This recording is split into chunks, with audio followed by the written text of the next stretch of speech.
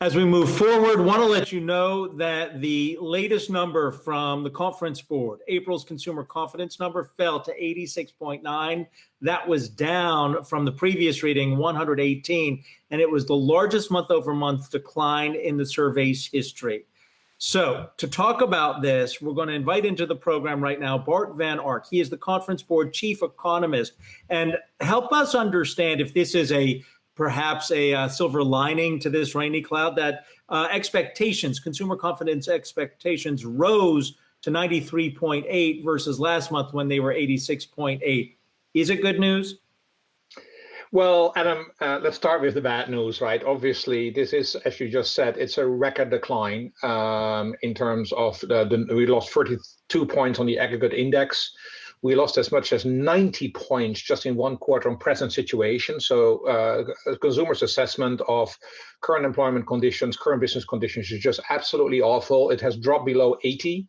That means that that consumers really think we're in a recession right now. So, if we're still in doubt, consumers have taken that decision. But you're right. What is interesting about this is that expectations just picked up a little bit, 7 points. It's not a lot. It came down a fair bit in March.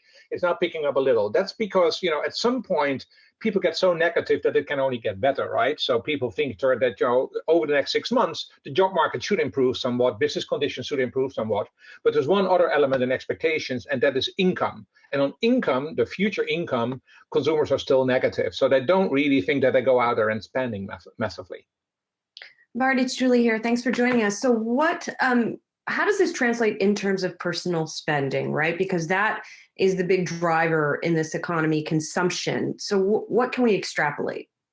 Well, we do ask some additional questions about what are sort of major spending categories that are spending on. Frankly, they're all down, but we see big declines in car purchases. We see big declines in vacation intentions, both in the US and abroad. Those are really kind of discretionary spending that's going down. So very few that actually stay pretty stable. One of them is TV sets. So we do actually need more TV sets in order to entertain ourselves at home. But overall, it's pretty broad-based. Now, of course, in going forward, once we begin to open up the economy, the real question is, what are the consumer categories that consumers are most comfortable with to get into? And obviously, the more you talk about consumer categories that would be impacted by physical distancing or social distancing, like entertainment and restaurants, that's where consumers are likely to be a lot more cautious, even if those places are going to open up again.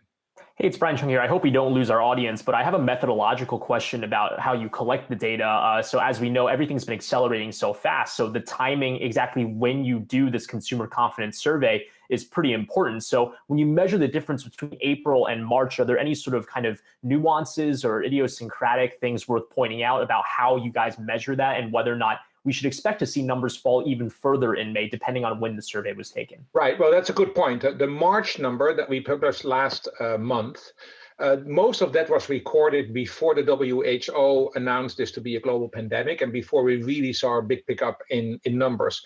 But even at that time, we already saw the expectations part of the index that we talked about earlier come down.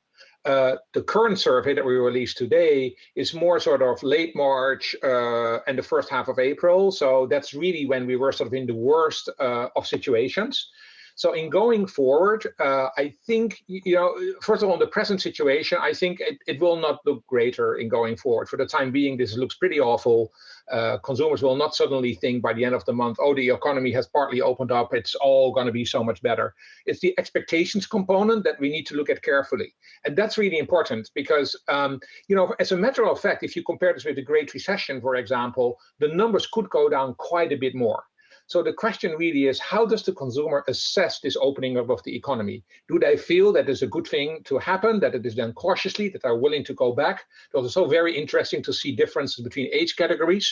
Younger people seem to be a bit more confident than older people. That's understandable given the nature of the COVID-19 crisis. So I think what we could see is that consumers may get a little bit more positive. However, as soon as they begin to see that we may have a resurgence of cases, for example, and that they would have to pull back again, you could see expectation to come back significantly more than where we are right now.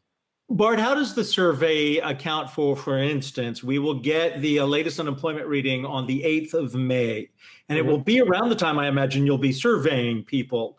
How do you account for that maybe one-off news cycle headline that can have a dramatic negative impact, or do you? Well, it's out for a couple of weeks, right? So we do not all consumers are just answering just at one point in time. So we do take account of the fact that the news cycle is changing a little, and responses are averaged out over about 2 to 3 weeks. So I think we're taking care of that. But it's true that consumers are sensitive to some of those measures. Notably, the unemployment numbers will be important. By the way, tomorrow we get GDP for the first quarter. That will, of course, already give also some chatter about what might happen in March. So I think all these numbers are going to impact on consumers' assessment as well. And Bart, we should point out that Mr. Hassett over at the White House has said expect an unemployment rate of between 16 and 20%. All right, Bart Van Ark, the Conference Board Chief Economist, good to have you here. Hey investors, Zach Guzman here. Are you interested in learning more about the markets and getting the latest financial news? Well, then click right here to subscribe to our Yahoo Finance YouTube channel. Get the latest up-to-the-minute market analysis, big interviews in the world of finance, and information on how to manage your money every day wherever you are.